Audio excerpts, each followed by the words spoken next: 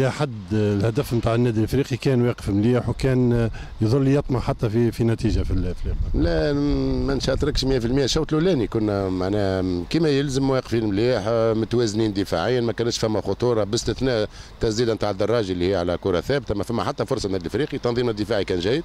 في المقابل جاتنا وضعيات ما عرفناش نتعاملوا معها، ما امناش برواحنا. اللمسه الاخرى، التسديد، القرار الاخراني في الهجوم ما كانش كما يلزم.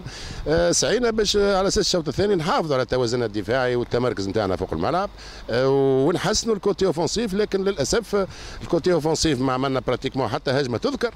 بوكو دي شي تكنيك على مستوى الفردي، الملاعبيه نتاعنا يخسر الكره فيسع.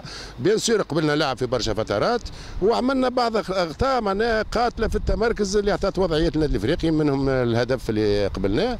هذا هو قاعدين نجريو على النتيجه. معناها الشوط الثاني ما فعلناش باش نعملوا نتيجه ايجابيه، لازمنا نخدموا على رواحنا. عملنا انشينمون 3 فيكتوار سكسيسيف.